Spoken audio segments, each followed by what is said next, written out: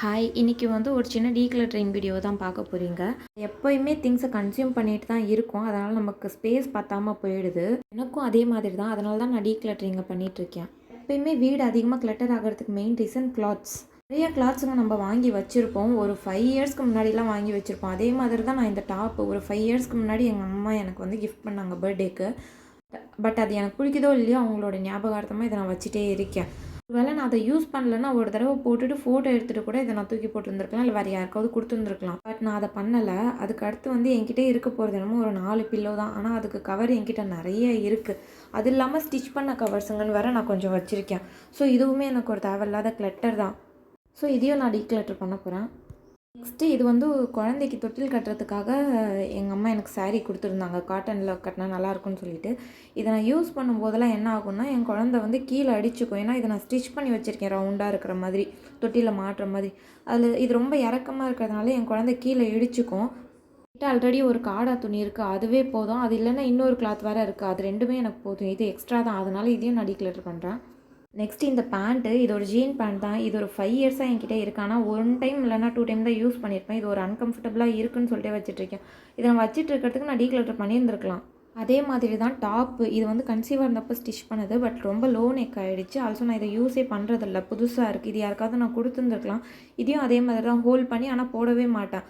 அப்படின்றப்ப இதுவும் ஒரு கிளட்டர் தான். எனக்கு பீரோவில் ஸ்பேஸே பத்தாமல் போயிடுச்சு இதனால். ஸோ இதையும் டீக்ளட்டர் பண்ணுறேன்.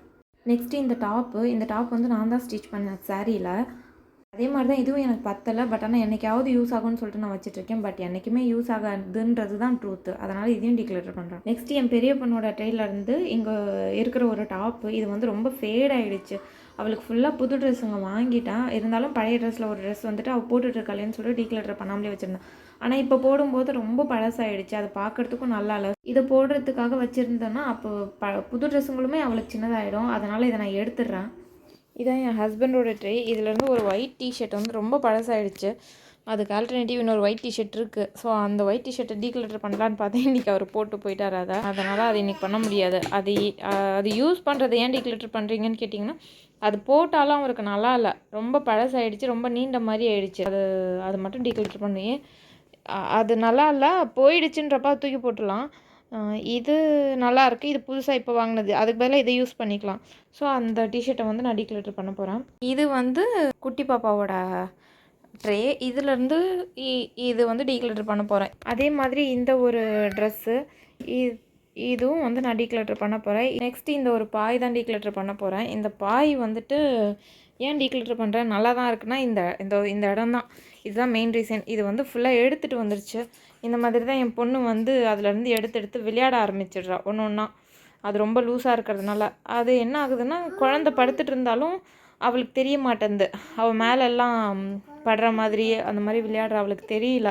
ஸோ அதுக்கு நான் இதை ஹோல்ட் பண்ணுறதுக்கு இதுக்கப்புறம் யூஸ் ஆகாது. அதுவும் இல்லாமல் இதுக்கு ஆல்டர்னேட்டிவாக என்கிட்ட 2 இருக்குது இதே மாதிரி பாய்ங்க. ஸோ அதை யூஸ் பண்ணிவிட்டு இதை வந்துட்டு நல்லா இருக்கிறத யூஸ் பண்ணாமலே இருக்கிறதுக்கு அதை யூஸ் பண்ணிவிட்டு இதை நான் தூக்கி போட்டுற போகிறேன். நெக்ஸ்ட்டு டாய்ஸுங்க தான் நான் வந்துட்டு டீக்ளட்டர் பண்ண போகிறேன். இது வந்து ஒருத்தவங்க கிஃப்டாக கொடுத்துருந்தாங்க. ரொம்ப க்ளோஸ் அவங்க எங்கள் நெய்பர் தான். அவங்க கொடுத்துருந்தாங்க. அதை யூஸ் பண்ணலான்னு சொல்லிவிட்டு அன்னையிலேருந்து இதில் வாட்டர் ஃபில் பண்ணி வைக்கிறேன். பட் ஆனால் இது குழந்தை யூஸே பண்ண மாட்டேன்றாங்க. இது யூஸே ஆகலை.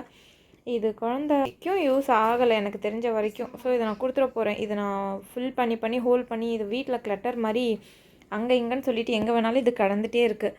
ஸோ இதே மாதிரி தான் அவள் ட்ரை பண்ணுவாள். அப்புறம் கொஞ்சம் நேரம் கழித்து திருப்பியும் எடுத்து வச்சிருவா. கீழே கிடக்கும், அந்த மாதிரி கிடக்கும். அது கிளட்டர் மாதிரி வீட்டில் சும்மா கடந்துகிட்டே இருக்கிறதுனால இதையும் நான் டீக்ளட்டர் பண்ண. இதில் நிறைய டாய்ஸுங்க வந்துட்டு இருக்குது. இது எல்லாமே சும்மாவே மேலே பாக்ஸ் போட்டு மேலே கிடக்குது.